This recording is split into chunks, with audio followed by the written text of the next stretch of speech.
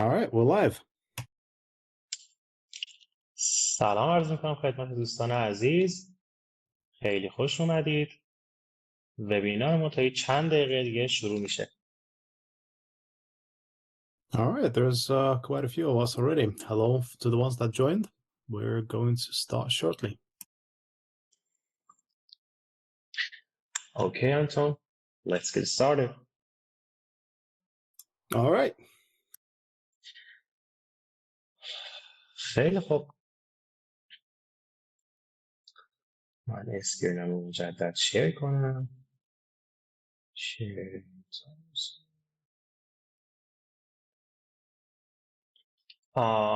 خیلی بریم شروع کنیم. بسم الله الرحمن الرحیم. بنده سینا محبی هستم و امروز خدمت شما هستیم با وبیناری در خصوص شناسایی وب شل ها. به صورت کلی وب شل ها تکه کد هایی هستند که به مهاجم این اجازه رو میدن که با قرار گرفتن اون کد ها روی وب سرور مهاجم بتونه از طریق بستر وب، از طریق اینترنت، کد های خودش رو روی اون سیستم عاملی که اون وب سرور روش نصب، حالا میتونه لینوکس یا ویندوز باشه، اجرا کنه. و وب شل ها خب جزو تکنیک هایی هستن که اتکرها استفاده میکنن و با آپلود کردن اونها روی وب سرور امکانه این که بتونن روی اون وب سرور کامند اجرا کنن یا کد اجرا کنن رو دارن. ما تو این بخش میخوایم اصلا در مورد خود وب شل صحبت کنیم که ببینیم اصلا یک وب شل دقیقاً داره چه شکلی کار میکنه، دقیقاً چه اتفاقی میفته که ما میگیم یک وب شل داره فعالیت میکنه و ابتدا با خود مفهوم و استراکچرش آشنا میشیم و بعد از اون هم وارد بخش دوم که قسمت دیتکشن هست میشه. خب با وب شل های PHP شروع میکنیم. ببینید وب شل ها در واقع تکه کد هایی هستن، تکه کد های خیلی کوچیکی هستن. حالا میتونن تکه کد های فانکشنال کوچیک باشن، میتونن در واقع کد خیلی بزرگ باشن که کارهای مختلفی انجام بدن. اما خب اول خیلی به اصطلاح خیلی بیسیک شروع میکنیم تا بتونیم با این وب شل ها اول آشنا بشیم با ساختارشون. ببینید برای مثال ما یک تکه کد خیلی کوتاه تقریبا یه خطی PHP داریم. توی PHP ما یک سری فانکشن هایی داریم مثل فانکشن سیستم و حالا فانکشن های دیگری که جلوتر بررسیشون میکنیم. ما یک سری فانکشن هایی رو داریم که این فانکشن ها در واقع امکان اجرا کردن، اکزیکیوت کردن کامند روی یعنی در واقع اجرا کردن کد روی OS رو میدن و زمانی که شما یک وب سرور داشته باشید مثل IIS یا عذرخواهی میکنم مثل PHP یا Nginx، اتفاقی که میفته اینه که ما میتونیم یک تکه کد PHP رو به اون وب سرور بدیم و از اون وب سرور بخوایم که تکه کد PHP ما رو برامون اجرا کنه، که در واقع این تکه کد PHP کاری که میکنه همون اجرای دستوراتی که ما میخوایم و ما بهش میگیم یه وب شل. چرا میگیم وب شل؟ به خاطر که در واقع از طریق وب به ما یک شلی رو میده. خب بیایم یه کد ساده رو بررسی کنیم. من این کد ساده رو که در واقع فانکشن سیستم رو صدا زدم و بهش گفتم که بیا یک دستوری به نام ls رو اجرا کن. بریم که اینو تست کنیم ببینیم چه شکلی کار میکنه. خب اینجا لینوکس من هست. بریم توی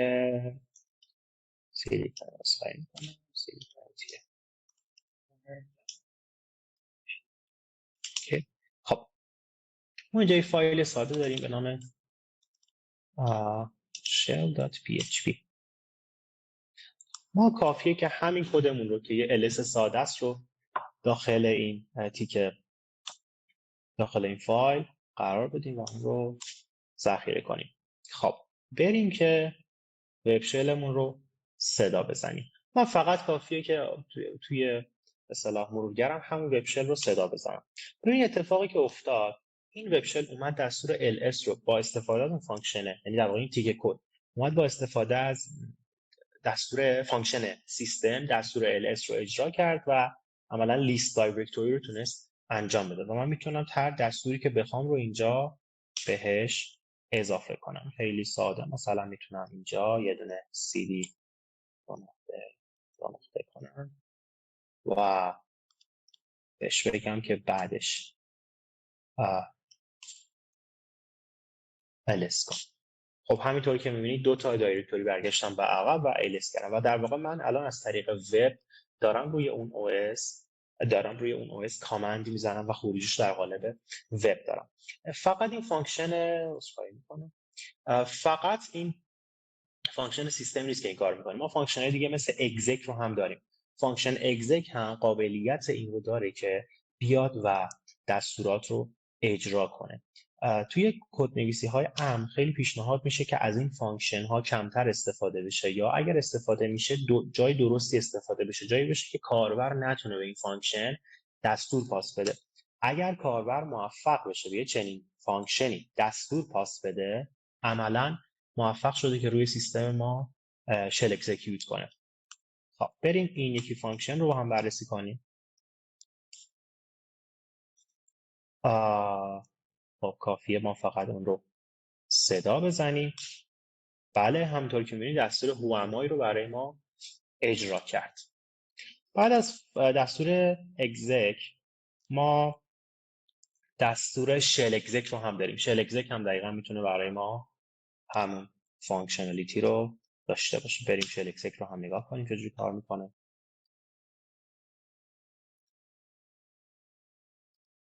کافیه که من اینجا برای مثال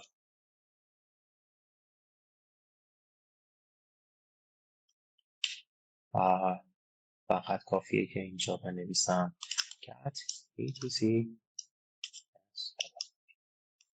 اوکی.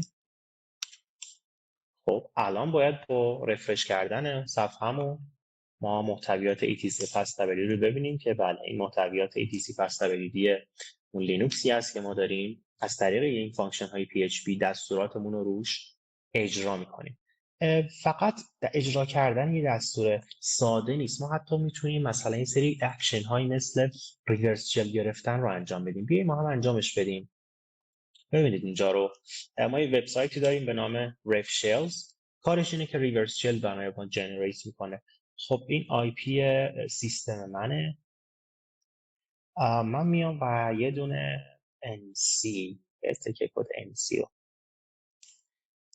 میارم اینجا. ببینیم که کاری که میخوایم انجام میشه.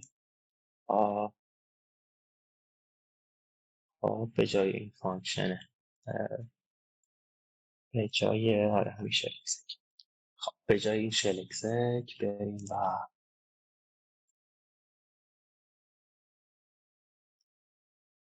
خب ما از اون تیکه کد PHP مون میخوایم که این دستور رو برای ما اجرا کنه. این دستور در واقع کاری که میکنه اینه که میاد و به NC میگه که بیا و ارتباط بگیر با اون IP روی اون پورت. خب کافیه که من بیام روی سیستم خودم همین پورت رو به حالت لیسن در بیارم. خب من این پورت رو به حالت لیسن در آوردم. مجدد دستورم رو رفرش میکنم و ls. بله همینطور که میبینید من الان در حال حاضر روی اون سیستم از طریق OS خودم که مک هست روی اون لینوکسه شل گرفتم و هوامای و عملا من الان اومدم از طریق این تیکه کد شلم رو در واقع ریورس شلم رو اومدم انجام دادم. پس خودش وب شل ها خیلی چیزای عجیب و غریبی نیستن، یعنی میتونن در واقع همین یه خط کد باشن، خیلی شاید چیزهای پیچیده‌ای نباشن. وب شل حالا وب شل هایی که ما دیدیم الان یه وب شل حالا پیشرفته ترم براتون میارم. وب شل ها ممکن اینترفیس داشته باشن، از شما اینپوت بگیرن و کلی کارهای مختلفی انجام بدن، ولی در واقع همین تیکه کد های ساده هستن، یعنی میان از همین فانکشن های استفاده میکنن که توی PHP با استفاده از اونها شما قابلیت این رو داری که توی خدمت شما عرض کنم توی OS بتونی دستور بزنی. و در واقع وب شل هایی که ما میبینیم خیلی مثلا اینترفیس قشنگی دارن، در واقع توی بک همین اتفاق داره میفته. نهایتا ما یک HTML CSS رو در واقع یه سری فیچر هایی رو به ما میده که در واقع همه اینها دارن از همین فانکشن ها توی پشت استفاده میکنن. حتی ببینید ما میتونیم از ساده ترین حالت ممکن ما میتونیم شل بگیریم. اصلا نیازی نیست که من حتی از فانکشن های استفاده کنم که حالا فانکشن خطرناک هست. اینجا رو ببینید من میتونم یه کار خیلی ساده انجام بدم.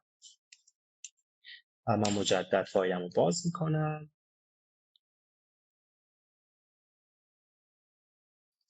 خب ببینید من اینجا اومدم چیکار کردم؟ اومدم یک متغیری تعریف کردم، وریبل تعریف کردم و گفتم که توی وریبل مقداری که میریزی cat etc پس تبدیلی بشه و بعدش اومدم با استفاده از اکو گفتم این متغیر برای من صدا بزن. یک تکه کد خیلی ساده است، از هیچ فانکشن خاصی هم استفاده نکردم. ببینید چه اتفاقی میفته. من فقط کافیه صدا بزنم.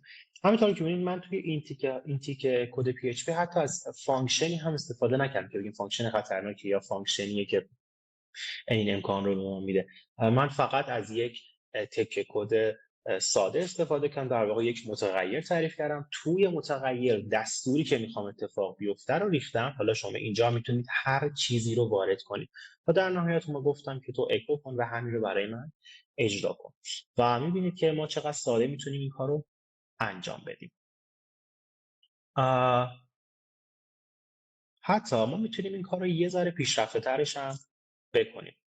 ببینید اجازه بدید من برق رو باز کنم. من میتونم یه کار جالب انجام بدم، حتی از هیچ فانکشن آسیب پذیری استفاده نکنم، هیچ وریبلی رو هم صدا نزنم. اینجا رو ببینید، من یه تکه کد خیلی ساده که این تکه کد تنها کاری که میکنه چیه؟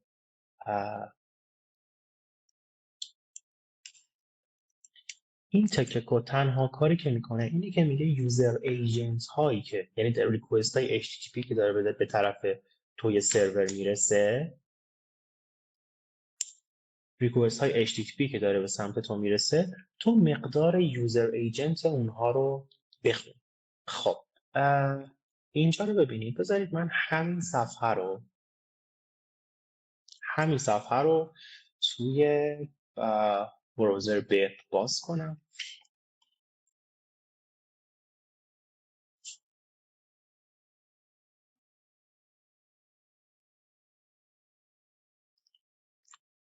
خب دوستان عزیز، بخش سوال ها رو من بعد از ارائه میخونم سوالاتون رو. خب ببینید کاری که من میکنم اینه که من میام همین صفحه رو صدا میزنم، ولی این دفعه و کاری که میکنم، خب این یه ریکوست HTTP ساده است که میخواد اون صفحه رو باز کنه. کاری که من میکنم، من توی تکه کدم چی گفته بودم؟ توی این تکه کد من گفته بودم که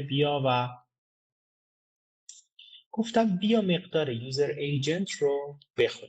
حالا ببینید اینجا چه اتفاقی میفته. من میام توی برپم به عنوان به جای یوزر ایجنت می‌نویسم ls، یک دستور وارد میکنم و این رو فوروارد میکنم.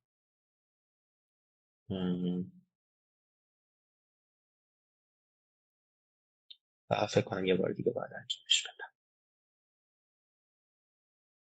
جدن برپ یوزر ایجنت هم رو پاک میکنم و به جاش دستور می‌نویسم. خب همینطور که می‌بینید اتفاقی که افتاد اینه که اون ریکوست HTTP دریافت شد و توسط اون تکه کد PHP ما گفته بودیم ریکوست HTTP که دریافت می‌کنی رو مقدار یوزر ایجنتش رو بخون و من با وارد کردن کامند تو قسمت یوزر ایجنت عملا روی این سیستم اومدم و چیکار کردم؟ دستورم رو اجرا کردم و چیکار میکنم؟ اشتباه شد. و من اینجا به جای یوزر ایجنت میتونم هر چیزی بنویسم، یعنی در قالب یک درخواست HTTP من اومدم و صدا کردم اون دستوری که میخواستم. همینطور که میبینید etc پس تبدیلی رو برای من نمایش داد. ما همین کار رو حتی میتونیم در فیلدهای دیگه هم انجام بدیم. برای مثال بیام بگم که تو بیا مثلا فیلد accepted رو بخون و فیلد accepted رو برات اجرا کنه. و در واقع شما از طریق یک ریکوست ساده HTTP و یک تکه کد خیلی ساده که فقط گفته بود که بیا یوزر ایجنت رو بخون، با استفاده از اون کاری که کردی که شما بتونی در قالب مقدار یوزر ایجنت کامند اجرا کنید. خب بریم سراغ وب شل های ASP و سراغ ویندوز بریم.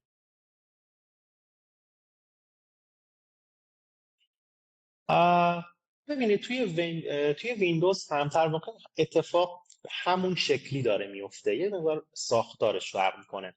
این مقدار توی ویندوز اون تکه کد ها دیگه در حد یه خط دو خط سه خط نیست، یه مقدار بیشتره، ولی در واقع باز هم ما میتونیم همون کار رو انجام بدیم. ببینید اینجا رو من یکم زوم بک کنم. ما اینجا یک تکه کدی داریم که در واقع کارش اینه که برای ما در واقع این تکه کده، بذارید من اجراش کنم. در واقع این یک کدیه که این صفحه رو برای من نمایش میده. من میتونم اینجا دستور بزنم و دستور رو برای من اجرا کنم. خیلی حالا بریم ببینیم این وب شل توی ویندوز و iOS داره چه شکلی کار میکنه. بریم سراغ وب شلمون. این تیکه کدیه که مربوط به وب شل. بیایم کد رو تیکه تیکه کنیم و در مورد بخش‌های مختلفش با هم صحبت کنیم تا بتونیم بهتر متوجهش بشیم. ببینید توی اولین بخش، تو اون بخش هدر، خب در واقع داره اون کتابخونه و اون لایبرری ها و اون فانکشنایی که میخواد رو صدا میکنه. خیلی با این قسمت کاری نداریم. این کد ما هم در واقع یک کد خیلی ساده ویژوال بیسیکه، خود کد خیلی ساده است که رو سیستم میتونه اجرا بشه.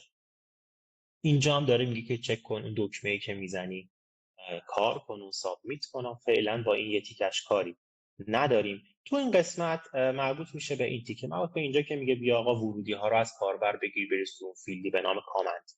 در واقع این تیکه هم برای ما تیکه مهمی نیست. در واقع وب شل ما، خود اون استراکچر وب شل ما توی این یه تیکه خلاصه میشه.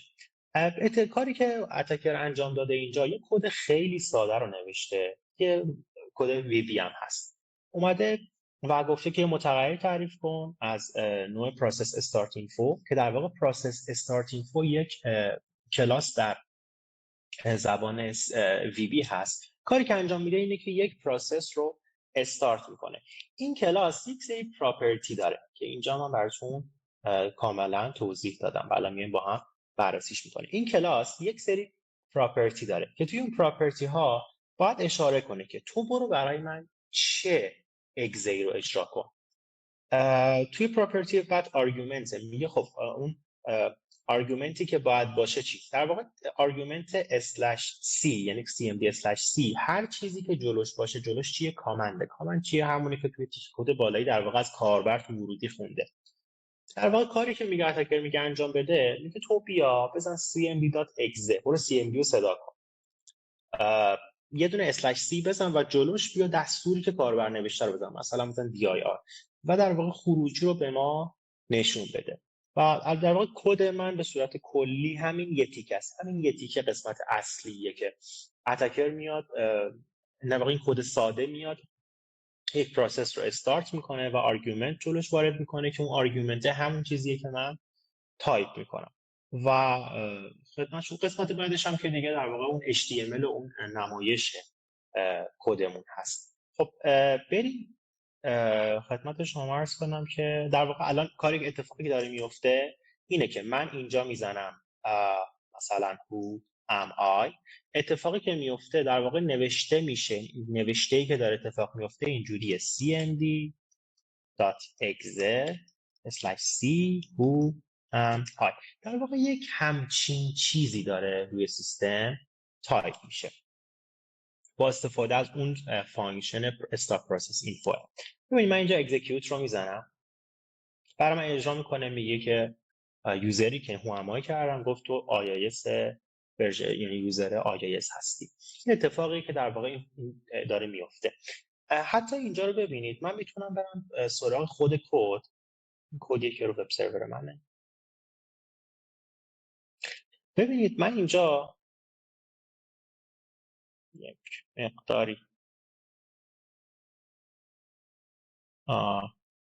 زوم کنم. خب ببینید اینجا رو، من اینجا گفتم برو CMD رو استارت کن. اینجا من میتونم هر پروسسی رو اجرا کنم، فقط CMD هم نیست. یعنی من به جای CMD میتونم بگم برو PowerShell رو اجرا کن. PowerShell رو اجرا کن و جلوش اون آرگومنت رو فکر میکنم میتونم اینو پاک کنم. مثلا میتونم اینو پاک کنم. فکر کنم میتونم پاک کنم. تست کنم. خب الان اتفاقی که میفته اینه که کد من PowerShell رو صدا میزنه. اگر بزنم get-process دستور پاورشلی دارم میزنم. ببینیم اجراش میکنه. بله ببینید که خروجی پاورشلی برای من لود کرد. در واقع من الان از اون تکی کدم خواستم که به جای CMD برو پاورشل اجرا کن. حالا اینجا من به جای CMD پاورشل میتونم هر دستوری رو وارد کنم. در واقع این ساختار یک وب شل، یعنی وب شل داره این شکلی کار میکنه. این اتفاقیه که داره وقتی یک وب شل رو سیستم شما لود میشه. این فانکشن یک وب شل و اتکرها زمانی که میان وب شل رو مینویسن در واقع دارن یه همچین کاری انجام میدن. حالا وب شل ها میتونن ظاهرای خیلی جذابتر و قشنگتر و خوشگلتری داشته باشن. مثلا ببینم من اینجا چه وب شلی دارم.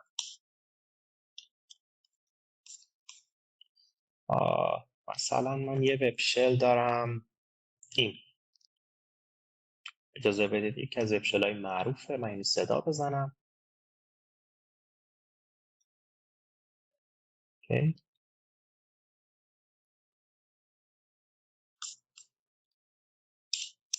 اوکی.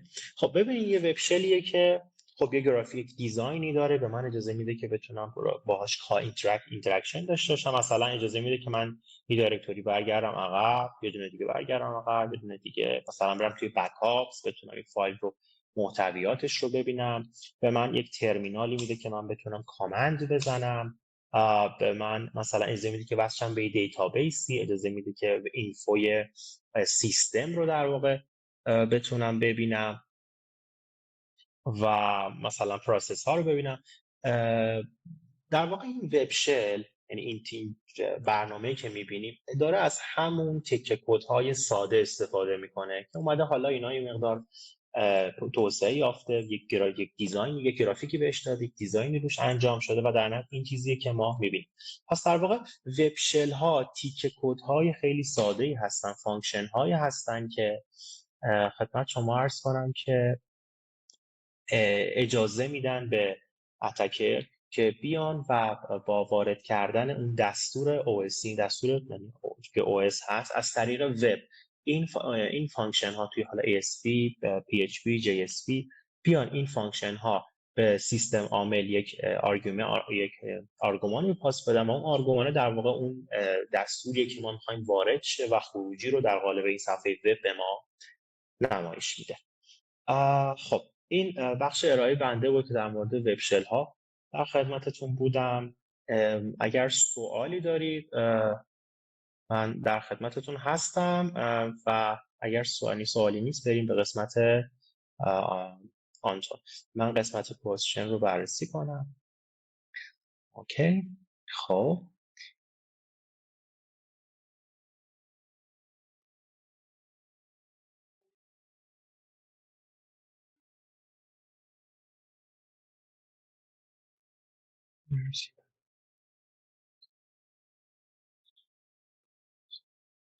ببینید دوستمون آقای حسان فکر میکنم یا حسان بوده اشتباه تایپ کرده، میپرسن که از تکنیک های حالا پیشرفته تر استفاده میکنن. ببینید بله این وب شل ها میتونن پیشرفته تر هم بشن، از فانکشن های مختلف استفاده کنن، ولی در واقع بیسیک اونها تغییری نمیکنه. در واقع همه اونها دارن از یک سری فانکشن هایی توی اون زبان های برنامه‌نویسی استفاده میکنن که اون فانکشن ها به حالا هر کسی اجازه میده که با پاس دادن یک سری آرگومنت بهشون دستور اجرا کنن.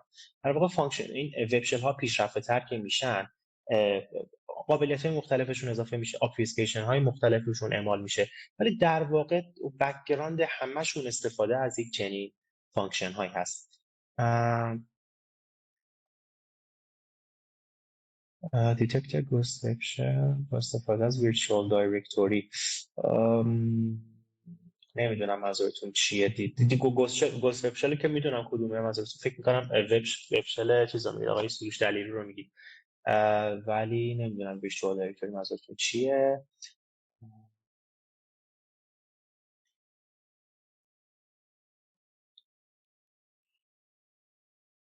در خصوص وب شل هایی که درسته در خصوص روی اصطلاحاً مموری ران میشن، درسته، مثلا همون گوست وب شل، ما در قالب این وبینار نمیگنجید که ما میخوایم در موردش صحبت.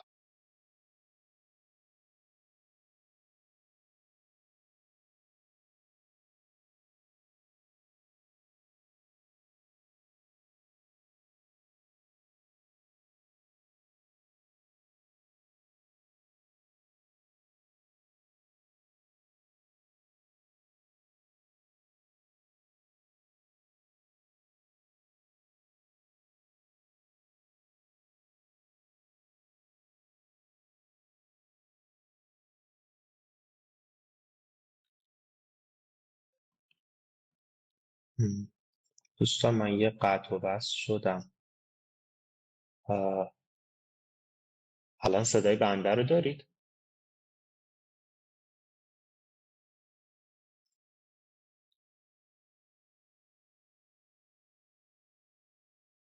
دوستان عزیز صدای بنده رو دارید؟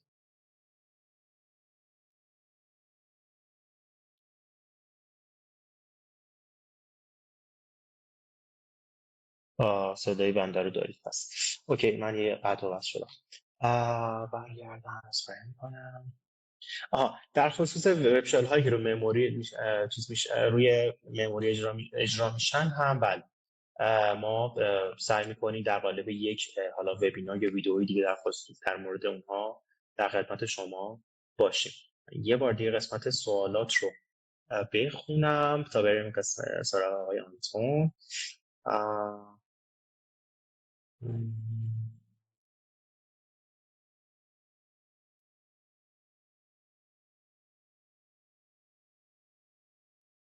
در خصوص شناسایی وب شل ها، قسمتی که آقای آنتون انجام میدن. بهترین Nice, Sina. Shall I start, or what are we doing? Hello again, Anton. Yes, I think you can start it. But All right. first, let me just have my greeting from all the Iranian cybersecurity community to you, and we are so happy to have you here. Thank you very much. Thank you. That was that was very elaborate. You know what you did about the Thank web you. shell. That's very interesting. We have quite a number of questions. We'll be answering them well either throughout or at the end. Now, thank you for the word. Thank you, everybody, for joining in. My name is Anton. I am a pre-sales architect here at Positive Technologies. So we are a company of researchers.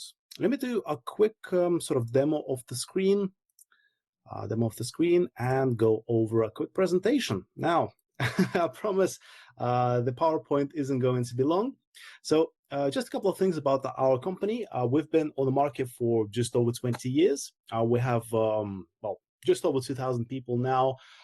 And I'd say the part about the Expert Security Center is that we have 250 plus security engineers and security researchers, the ones that actually go out in the fields and do pen tests, they do security case investigations. So if there is anything big that's happening, if there is a sort of a huge hack that happened, then these are the guys who will be investigating it. And what they do is they take all of that knowledge and they bring it back into our products. So they bring it back in forms of Suricata rules for NAD, the ones that we're going to be talking about, or as expertise packs for a SIEM system, or just as a statistics for you guys to have a look at. This is actually the biggest expert security center in Russia and Eastern Europe. And yeah, they find quite a few zero-day vulnerabilities a year. And they do sort of a huge corporate environment assessment. So they do security assessments. Okay, so you can find the names of our ESC guys in halls of fame for pretty much all of the major companies. Even now, even in sort of current political situation, we still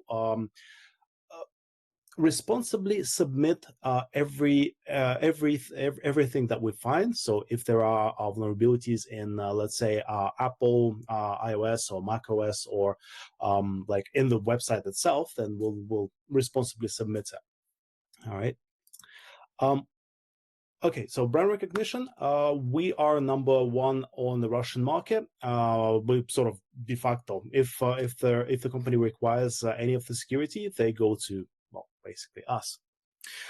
We do have quite a number of large events. One of the events is called the Standoff, and that is an absolutely massive event. The last one was in May this year, and I think over 50,000 people have attended it. And the center part of the Positive Hacking Days event is something that we call Standoff. And the Standoff is, if you can see here, it's nice models and everything, but behind each of the hexagons, there are hundreds of virtual machines.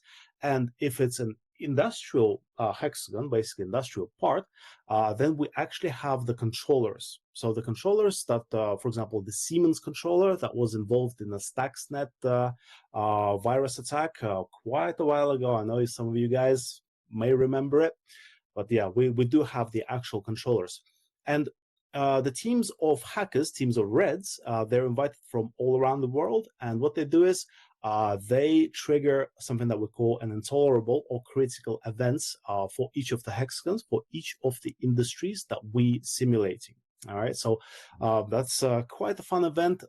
You could say it's a bit of a CTF, like capture the flag kind of thing, but it's much more than that. All right. Obviously, we have a bug bounty platform. Yeah, some of the companies who think their security is adequate, they expose a part of their system, and yeah, they they give you the money if you hack them, basically, if you find a vulnerability in a website or in part of the infrastructure. We publish something that's called an analytics and research paper every quarter. I would highly suggest for you guys to read it. It's not that much about our company. It's about everything that is to do with the security world right now, and it's quite good. It's quite a good read. I'd highly suggest it. Now, that's pretty much the last slide that I have before we do the actual demo. And this is how PT-NAD works. So NAD is a network attack discovery, and that is an NTA class solution. So that is your network traffic analysis solution. So what we do is we take the full raw copy of the traffic and we pass it through our own DPI engine. So that's Deep Packet Inspection Engine that consists of a number of modules. Now, there are many more modules than displayed here, but let's talk about a couple of them. So retrospective analysis module is a module that is used for your retrospective analysis. It's going to be used for your threat hunting. It's going to be used for analyzing the traffic that was previously captured. So if any of the traffic that you have, you've captured it previously in the pickup format, you're able to upload it into the system, into NAD, and then investigate if there are any sort of attacks that were going on. Then there is IOCs and IOAs, so that is your indicators of compromise and indicators of attack modules. These are going to be reputation list-based modules, and basically the reputation lists that consist of IP addresses, URLs, file hashes. If there is something that is found within the network traffic that answers those things, then yeah, it's an automatic alert. Then we're able to send the object to sandbox. We're not going to, well, if we have some time, then I'll show you the sandbox. If we don't, then we'll skip that one for now. Behavioral analysis of the traffic. So that means that the system NAD will have a look at your assets. It will have a look at your environment and basically check what is normal for your assets, check what is normal for that particular server or that particular workstation. And if there are any anomalies that happen, like a different port being opened, then yeah, then the system will be triggered. All right. So why is it needed? Well, it's needed because your security operating center guys, they will get the full network visibility. they will get the detection of malicious activities. They'll be detecting anomalies, and they'll be seeing if there are any of the information security policies that aren't being followed. So, for example, clear text passwords around the system, or well, just any, or users are able to scan the full sort of Active Directory. So they'll be able to have a look and sort of clamp down on those security policies. Now, that's enough about the slides. Let's open the actual thing. Actually, beforehand, Sina, thank you very much for providing me with pickups for the web shell attack. And let's have a look at one of the attacks in the Wireshark. So I've opened one of the attacks in Wireshark, and yeah, it's basically a lot of things. And if you are a security engineer investigating an incident, you would have to use this or some other tools in order to investigate, and it can be quite daunting. So, for example, I know what I'm looking for, and you guys being present here also know what you're looking for, and this is so HTTP protocol. All right, so let's have a look at the HTTP request. Let's have a look at the HTTP traffic here, and oh wow, okay, what's this? Web shell. And this particular one, I'm sorry. Yep. Sorry for interrupt. Please talk a little slower, please. My apologies. I'm sorry. So within this pickup, what we find is what we are looking for is we're going to be looking at the HTTP traffic, because, well, web shell is triggered from a web server, basically. And let's have a look at some of the things here. Okay, if we have a look at the last packet, and if we analyze it, we see that it's text and it's HTML, and protocol is your HTTP. And if we open a little bit about the data that was involved in this, that is in this packet, we can see that there was a ping. It's very harmless, but an attacker is able to pretty much do anything with the shell privileges that they have, and Sina has showed what's basically possible. Okay, so this sort of investigation, it does take well, not this particular one, but in order to investigate cases like this, you need the very sort of hardcore security engineers and security operatives. Let's have a look at how this looks in NAD, so in Network Attack Discovery. Once you open it, you are presented with a few dashboards. We're not going to dwell too much on the dashboards, but you can see the most interesting one here is, I guess, the adversarial tactics and techniques and common knowledge heat map. And we are investigating right now the pickup which we previously captured that Sina provided to do with the web shell, to do with the PHP web shell. All right. So we can see that there is an execution part, and in an execution part, we can see that command and scripting interpreter involved. We can see that there is a credentials access. So OS credentials dumping. So when Sina did the output of etc shadow file, it's basically giving you all of the usernames that are in the Linux system. All right. We can see the discovery. So accounts discovery, that is a similar thing to it. And we can see the command and control traffic. So basically a web service that is running, that is accepting those calls from a web browser, basically. NAD works with 3 types of things, basically a client, a server, and what's in between them. So that would be your connection. So if we investigate some of the connections, so for example, let's have a look at this one. If we open a card for the connection, we can see the breakdown of it. We can see what protocols are being used. We can see the source and destination. And here, remember how I spoke about indicators of compromise and indicators of attack. Now, this particular session, this particular IP address was found in ESC, so Expert Security Center, list of IP addresses that triggered this particular sort of alert. All right, not an attack just yet, just an alert. Let's have a look at some other ones. So, for example, let's have a look at the ones with protocol HTTP. If we open it, we can see the files that were involved in this particular attack. Once again, we can see the protocols, we can see the start and end dates. Yeah, if we go lower, we can see the breakdown of what is happening with the HTTP protocol. All right, so that information can be used to do your case investigation. It can be used to have your threat hunting. But I'd say when you are going to be sort of starting to use NAD, the main tab that you'll be seeing is going to be Attacks tab.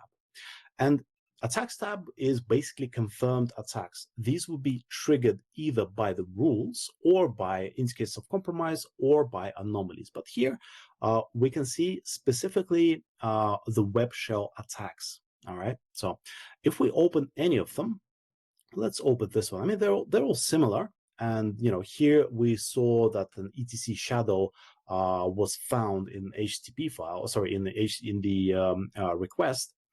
If we open it, we can see the full breakdown of ATT and CK tactics and techniques. So we can see what exactly is involved. We can see that it's an execution. So somebody has entered the command in order to get those things from the shadow file. We can see that it's credentials access and yeah, so command and control traffic basically.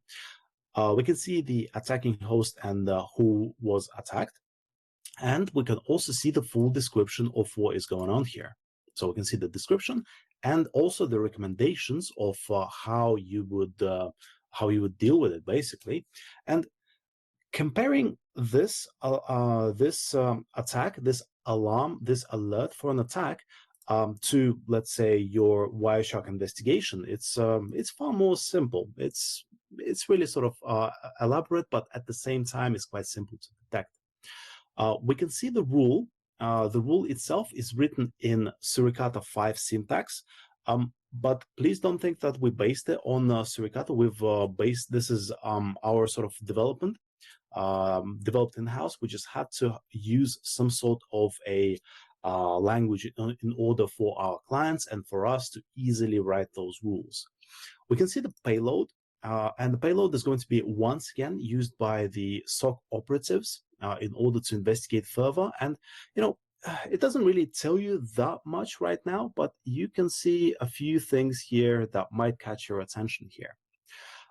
We can see the sessions that were involved in this attack. So a session is a single thing, but an attack can consist of a number of sessions because the hacker, he's not only getting the etc passwords file. No, he first gets the request to the web server, then your SYN, your ACK. So there are a number of things that the hacker is doing in order to get to the final sort of point of what they want to do.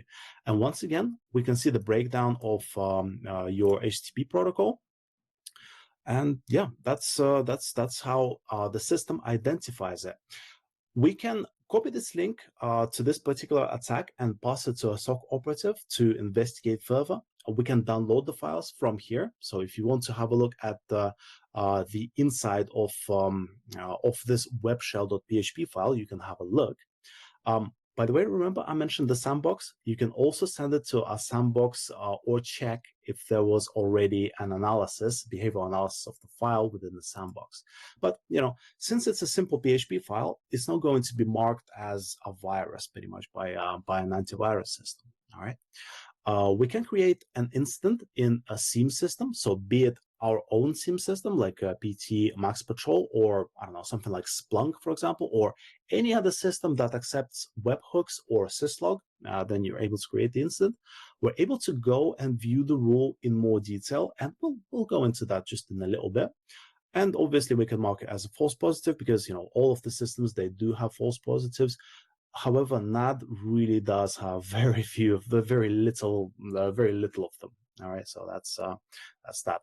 Or we can form an exclusion. So if you know that there are tests being made, and if you don't want to have hundreds of emails in your email box, then yeah, you can form an exclusion to sort of say that this source and this destination simply ignore this rule.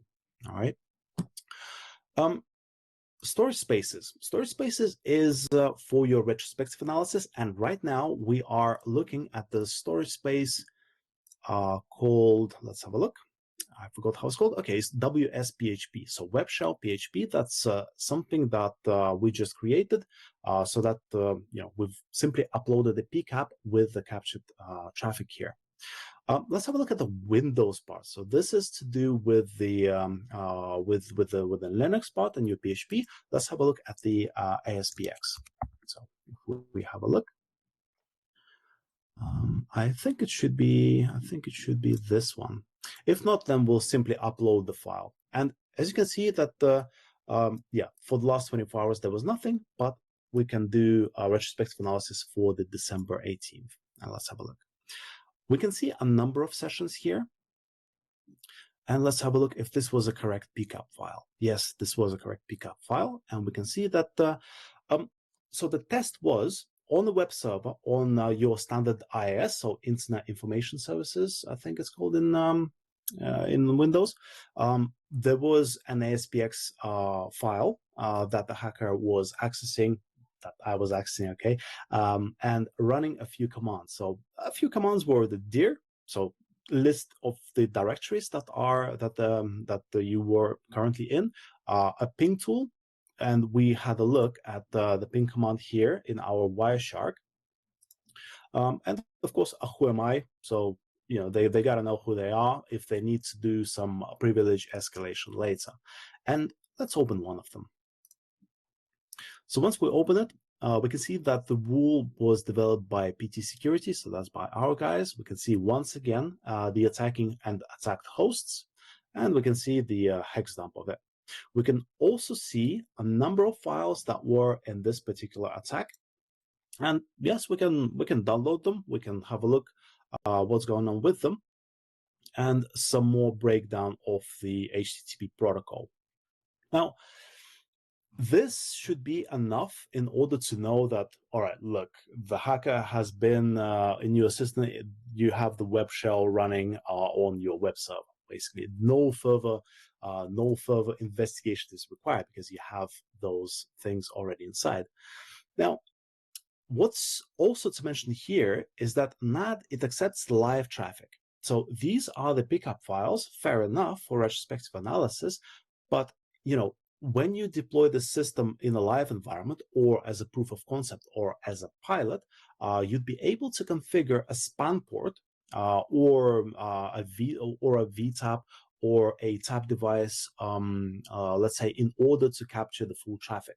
And once the traffic goes through the DPI engine, they will be detecting these things automatically. Now, I was talking about the rules previously, and let's have a look at some of them. So attack rules.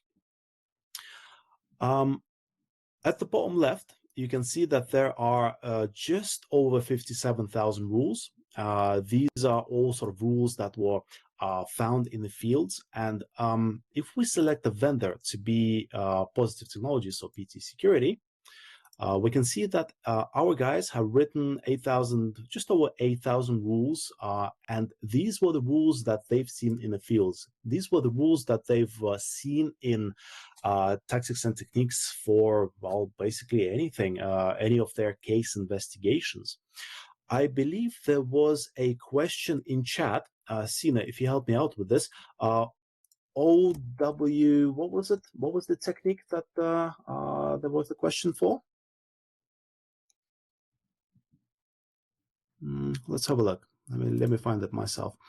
Okay, in questions, was one of the questions that I found. There we go. OWOA. Try saying that 5 times in a row. Okay, let's have a look. So, OWOA. And if we select all of the vendors, we should be able to find a rule specifically for that. So that is your stealer and command and control. Yeah, that's how the rules look like. So that's one of the things. We can find with NAD pretty much any C2 traffic.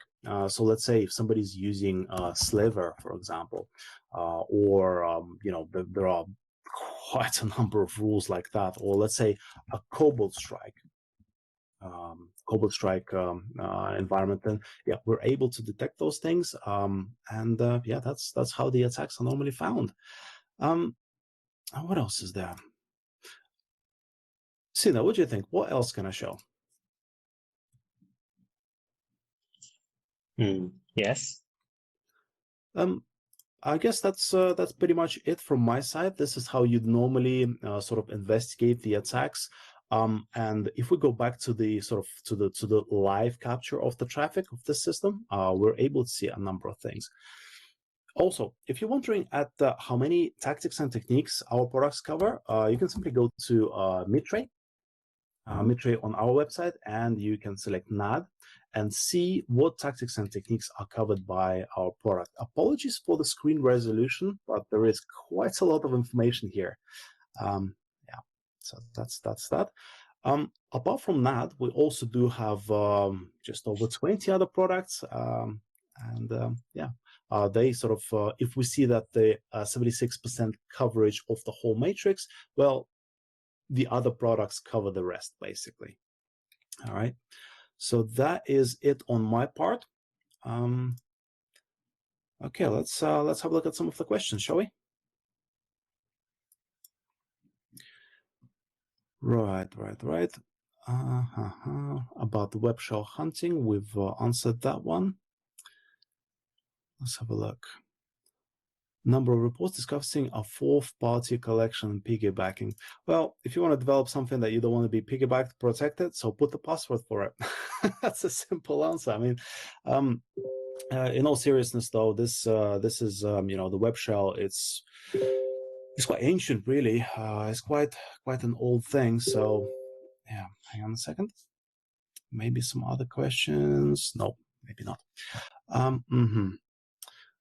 Simple techniques that rarely used by. Could you explain the more advanced techniques?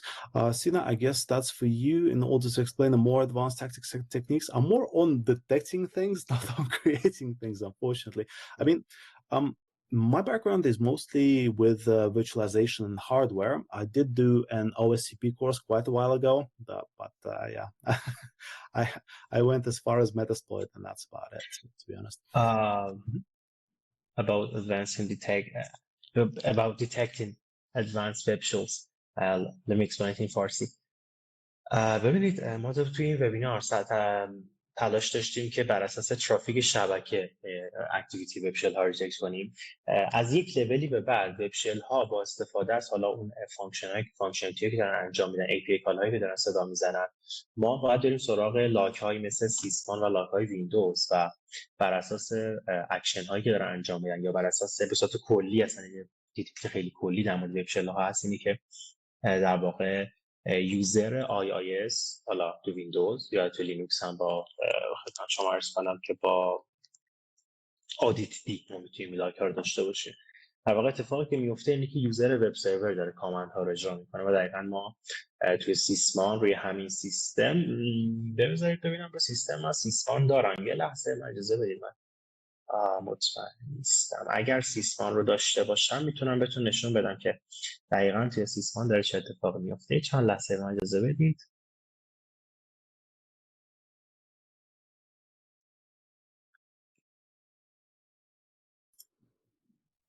Okay, cool. Some of the questions, the rule is not for OWA. Look at the rule, please. Yes, this looks like a stealer. It's something else. About advanced detection of some of the web shells. Yes. Okay, this is going to be a behavioral anomalies, and they're going to be displaying a certain behavior. So even if they're not in reputation lists, even if let's say the rules don't detect a certain activity, this certain activity is still going to generate what's the word? Is going to display a behavior which is malicious. So that is how it would detect it. We don't do we don't decrypt the traffic because this is the job for your next-gen firewall. This is the job for, well, something else, basically, NGFW, for example.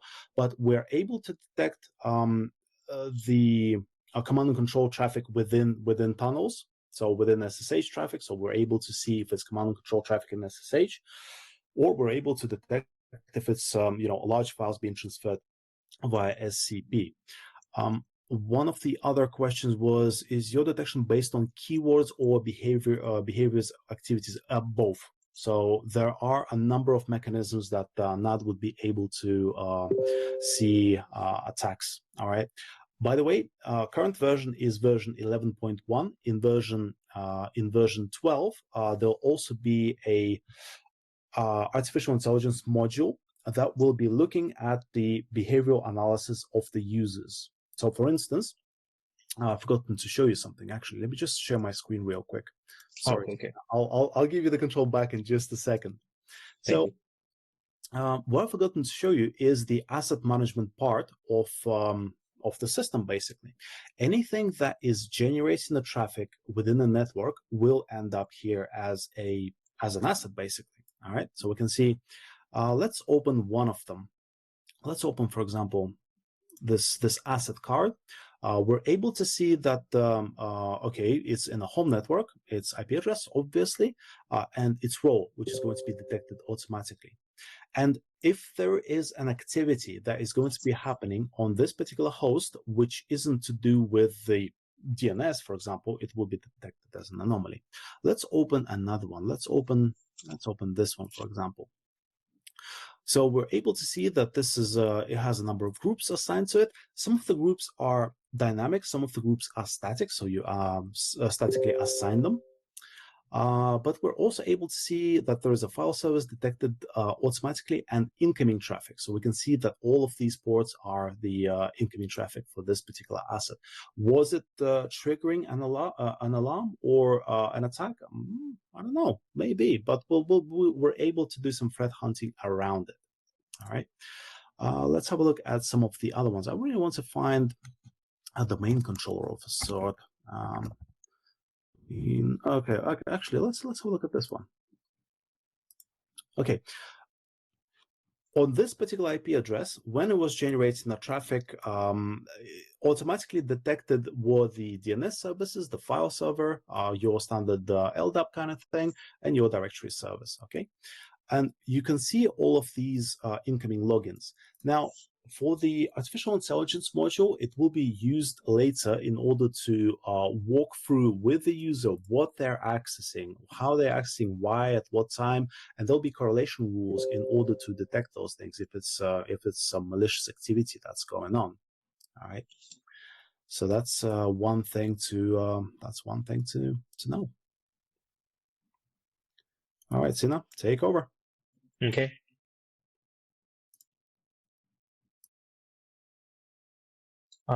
صفحه منو الان دارید. خب. Anton, do you see my event viewer screen? Yes, I can. ببینید بچه‌ها، در خصوص اینکه حالا ما یه بخشش رو بر اساس ترافیک شبکه هندل کردیم. اگر بخوایم بریم سمت خود اون چیزی که OS داره تولید می‌کنه، برای مثال من الان ویندوز رو توی لینوکس هم چیز نداشتم، آدیتی رو نداشتم. روی لینوکس هم سیسمان رو دارم و بیایم همین ترافیک رو روی سیسمان بررسی کنیم. اینجا رو ببینید، این هواماییه که من توی وب شلم زدم. ببینید این هوامای من در واقع اگر ما بیایم ببینیم پرنتش کی بوده، خب همونطور که می‌بینید پرنت ایمیجش CMD بوده. پرنت ایمیجی که اومده این پروسس رو اجرا کرده CMD بوده. اگه ما یه دونه برگردیم عقب، اینجا دقیقاً درسته. می‌بینیم که CMD اجرا شده و از CMD خواسته شده که برو با آرگومنت /c هوامای رو اجرا کن و خروجی رو برگردون. ولی اگه ما یه دونه برگردیم عقب‌تر و ببینیم که چه کسی به CMD این درخواست رو داره، در واقع میتونیم پروسس W3WP رو ببینیم که پروسسی که مربوط میشه به IIS و خود پروسس وب سرور هست. علاوه بر اون که ما اینجا میبینیم که یوزری هم که این درخواست رو داره یوزر وب سرور هست.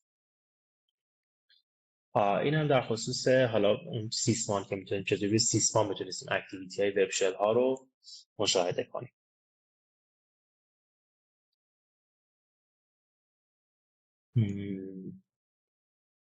اوکی.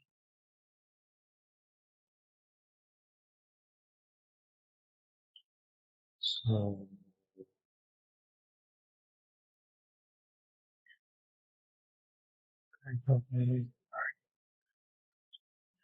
Turtle Chopper.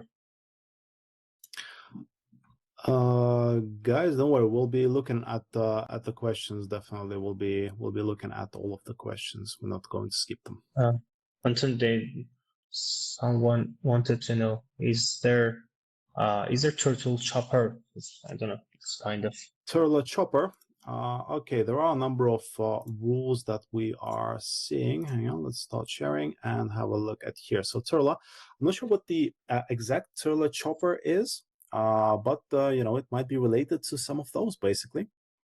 So I'll tell you what, even if some of the things aren't visible here straight away, even if some of the things that are either 0-day or brand new or are trending, for example, they will be added. They will be added, and they are added, well, quite often actually. The rules are added and created by our guys, well, 24/7, shall we say, and you know, they are automatically uploaded and updated into the system. So for Turla, these are the current options. And I'm not sure if the one that you're looking for is here. All right. So that's that. Let's have a look at some of the other questions. Will it be based on a SIEM? All right. SIEM is responsible for the event correlation and from getting things like syslog traffic, like even your net flow actually. But yeah, it will be getting the syslog or WMI logs from Windows machines, and it will be correlating those things. It will also get the incidents from NAD too, so you can connect it to NAD. But yeah, it's not based on SIEM. It's a standalone product. It can be integrated with the SIEM as an additional source of events, of attacks, of assets, and yeah, whatever is found on the network. Let's have a look.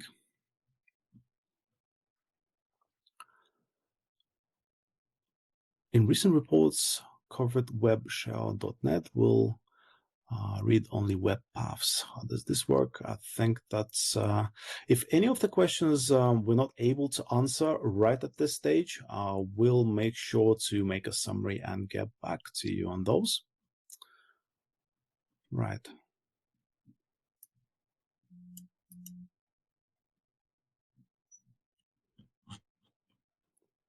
A lot in Farsi.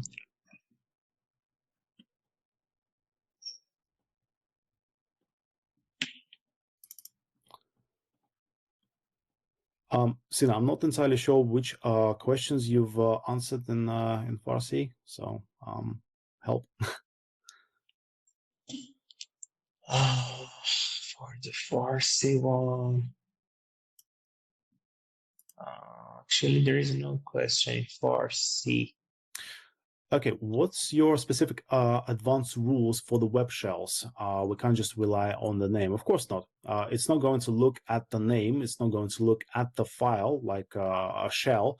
The rule is going to be written in Suricata, and the things there, they also sort of watch out for a certain behavior. So for instance, if there is a similar tool that's released and you call it not a web shell, but I don't know, an eggshell, for example, it will still be detected because some of the behaviors of of an attacker will still be followed through.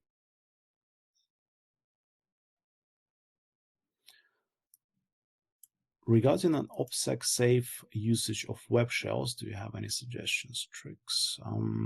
I don't. Maybe you do, Sina? No, I don't know. Okay, Supernova web shell used by Russian SVR cyber criminals in SolarWinds compromise, injected and directly executed in memory. Do you have a detection rule for this kind of stuff? Well, this would be detected by, well, the behavioral analysis and some of the other modules.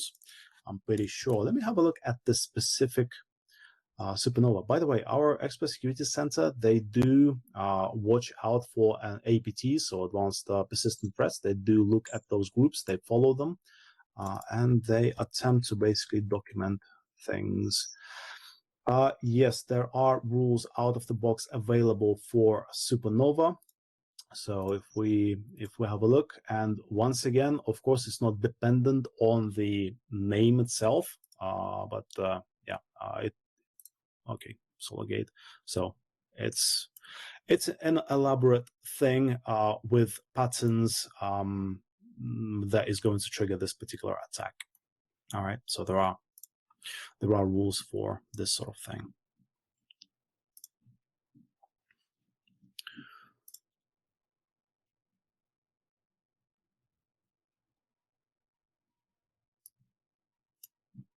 Also, I've forgotten to mention that there is a machine learning module, and machine learning module is responsible for DGA analysis. So that's your domain generation algorithm.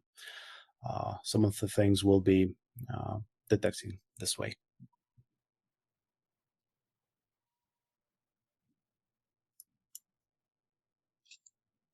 Igor, thank you for answering one of the questions. That's quite elaborate.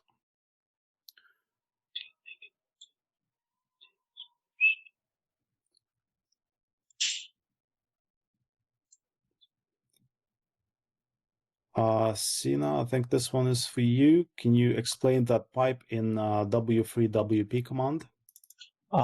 Actually, I don't know about that. Okay. What's different between Wazoo and PTNAD? Okay, so Wazoo is, well, I've used Wazoo quite a while back. It's a good tool. However, it doesn't have nearly enough expertise put into it. It will miss a number of things. It doesn't have half the modules that NAD has. So it's comparing apples to oranges here, really. I guess if we take a product brief and if we compare it to the product brief of Wazoo, or basically have a look at the public boards, then you'll be able to see the amount of things that are missing in Wazoo compared to NAD.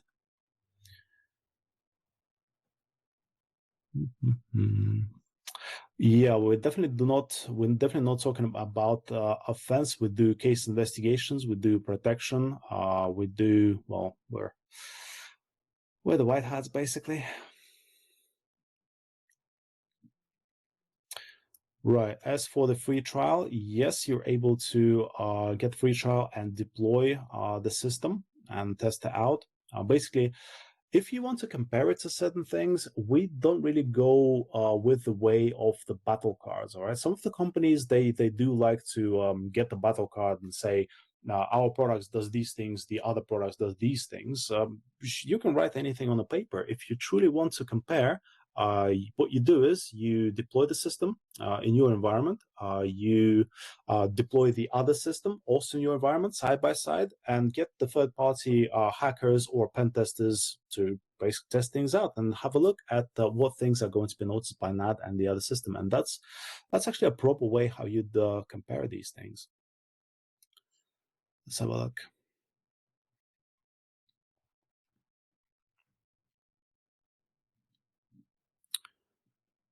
Right. Isn't Wazoo using NetFlow only? Let me have a look. Does it really do the full traffic analysis? That's a good question, actually. Okay, Wazoo, open source XDR, so that's your extended detection response, and open source SIEM in one package. Right, okay. Does it do the full traffic analysis? That is to be discussed, I'm guessing. Yes.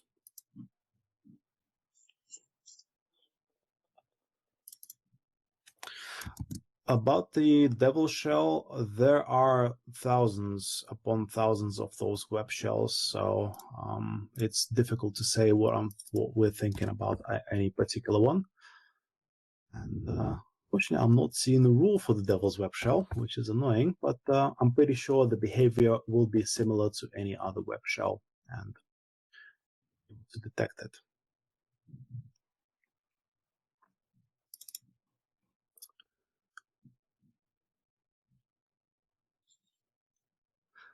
Can your solution send events to Splunk and integrated for detection on Splunk? Yep. How much of the rules are different from emerging threat rules? Do we have all the commercial ET rules too? Just the ET open, so all of the ones that are available publicly, as well as our own rules, which is pretty much enough for majority of environments. Because even if some rules don't trigger attacks, even if some rules don't trigger alerts, the other modules will be triggering those. So we do have our own sort of threat intelligence feeds that are going into the system. They do consist of reputation lists. They do consist of certain rules, and I'd say that that's pretty comprehensive cover of what's going on in the environment. So you'll be able to see those. Right.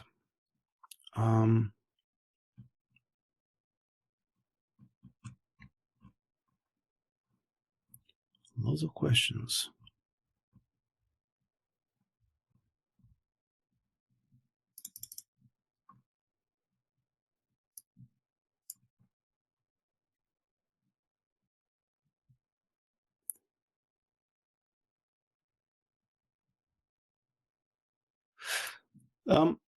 Could you implement sophisticated techniques? An example, Nodus employed by real and modern web shells. Right, that's once again, the behavior of the web shells is going to be similar pretty much across the board. So they will be detected. As for implementing them, yeah, we don't talk about attacks, but for detection, I'd say they would be detected. And if you're interested in investigating these things, what would suggest is to apply for a trial, capture the traffic for a particular, for this Nobus, for example, shell, and have a look, upload the pickup, and check if it detects it. I'm pretty sure it will. آقای رضا در مورد IS ماژول پرسید. منظورتون چیه؟ IS ماژول رو توضیح بدید.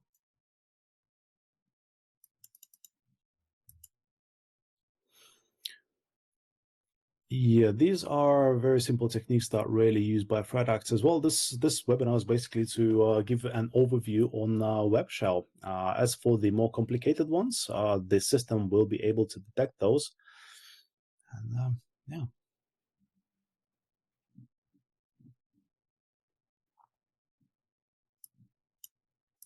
Ghost web shells that using virtual directories. That's an interesting one.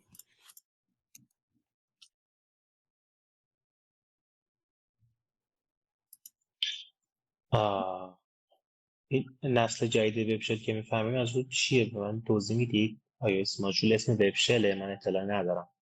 چیه؟ خود فانکشنالیتی IS یه وب شله، به من توضیح میدید؟ من نمیدونم که میگید چیه الان.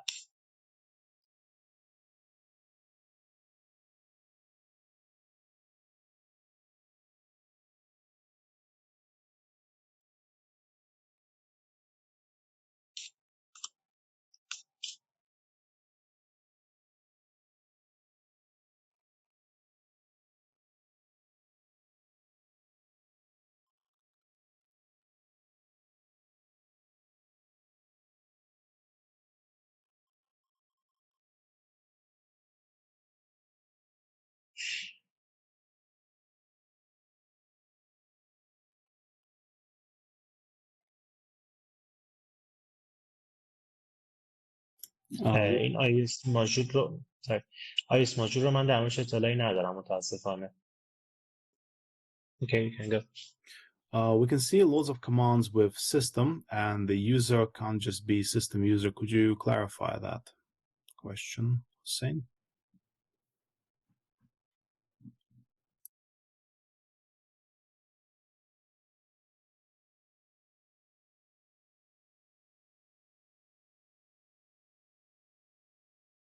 دوستان عزیز، در خصوص اینکه اگر تمایل داشته باشید که این ابزار رو تست هم بکنید، میتونید به دوستان درخواست بدید که نسخه فری تریال برنامه در اختیارشون بذارن. آقای رضا من الان مطالعه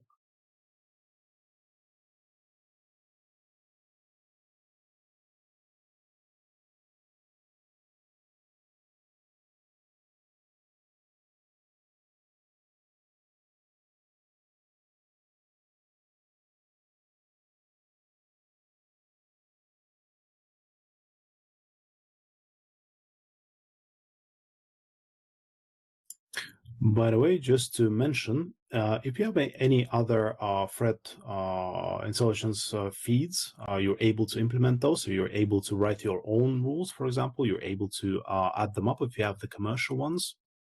So that's possible if they're in Suricata syntax. Also, you're able to create your own reputation lists, or you're able to sort of upload the existing ones based on file hashes, URLs, domain names, and IP addresses. در خصوص این iOS ماژول که فرمودید من اطلاعی ندارم، اما اگر به من اجازه بدید من یه مطالعه روش انجام بدم تا هفته دیگه احتمالاً توی لینکدین یه پست در موردش یا ویدیو احتمالاً در موردش بسازم، یعنی ببینم چجوری کار میکنه، اتکش شبیه سازی کنم و در مورد حالا هم اتک هم دیتکشنش قول میدم که هم یک ویدیو حالا یا پست یا در قالب یک مقاله در قالب یک ویدیو براتون به اشتراک بذارم توی صفحه لینکدین خودم. نسخه تریالش هم فکر میکنم 30 روز البته امکان تمدید شدن داره.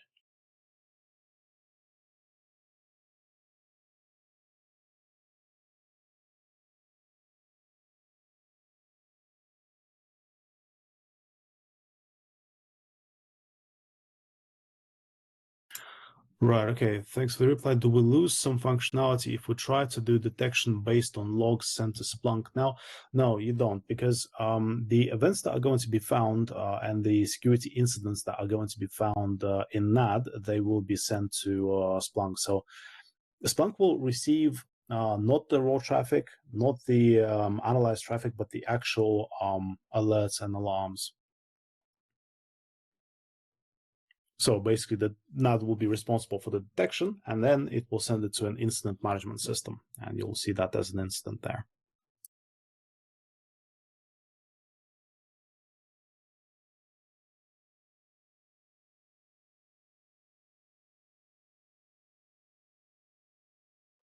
دوستان عزیز، ما وبینارمون تا ساعت 5:30 به وقت ایران هست و داره به پایان تایم خودش میرسه. اگر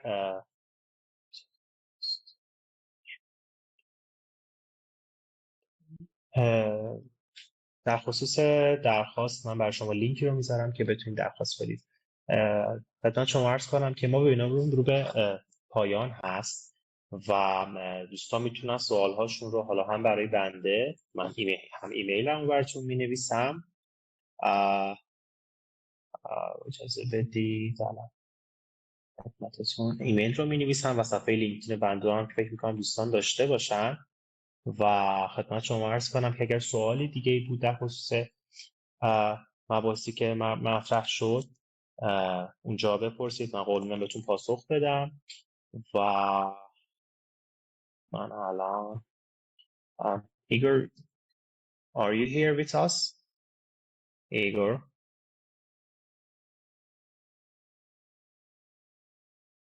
Maybe I could help.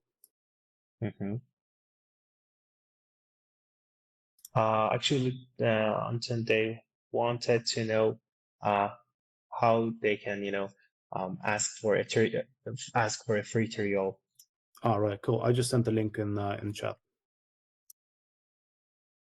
دوستان لینکی هست که برای درخواست فری تریال داده شد. من ایمیل صفحه لینکدین بنده رو هم که فکر میکنم دوستان داشته باشن من براتون میفرستم و ایمیل هم براتون الان میزنم.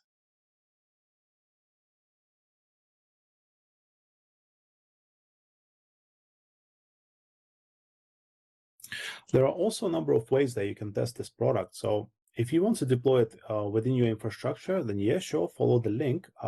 However, we'd be also able to create, let's say, a cloud environment where you can upload the pickup files.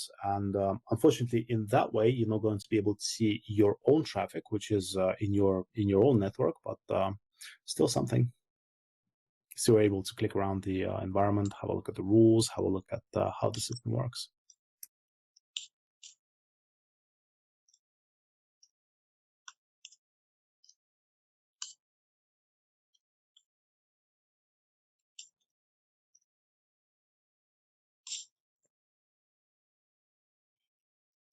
ممنون از شما خانم کیانفر که همراه ما بودید. دوستان لینکدین و ایمیل بنده، در صورتی که سوالی داشتید و درخواستی بود بنده در خدمتتون هستم.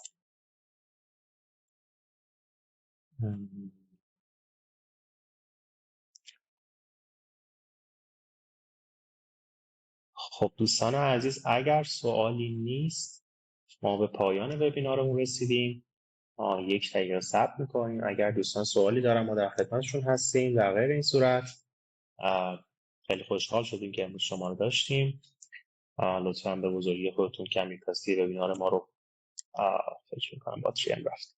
کمیکاستی وبینار ما رو ببخشید و خب اولین ترای ما برای این سری وبینارها بود و قطعاً در وبینارهای بعدی بهتر میتونیم برای شما عمل کنیم.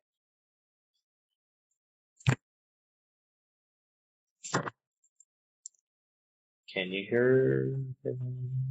hear me, Anton? Yeah, I can hear you loud and clear. My AirPod battery is dead. Actually, one of them. Oh, I can still hear you.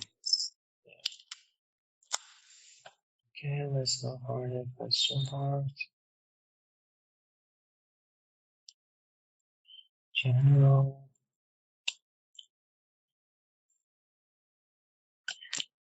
از همه شما دوستان عزیز ممنونیم که امروز همراه ما بودید. رکورد این ویدیو رو ما احتمالاً تا 1-2 روز آینده به همون ایمیلی که باش ثبت نام کردید براتون ارسال میکنیم و همینطور یک لینک نظرسنجی هم براتون ارسال میشه که بتونید اونجا در خصوص دوره، در خصوص این در خصوص این وبینار یک نظرسنجی رو هم داشته باشید. اگر سوالی نیست ما از خدمت شما مرخص بشیم. خیلی خوشحال شدیم که شما رو داشتیم. Thank you, Anton, for your presentation. All right. Thanks, everyone. Thank you, Sina. Thank you, everybody. Yeah, have a great day. Goodbye. Take care. دوستان عزیز خدا نگهدارتون باشه.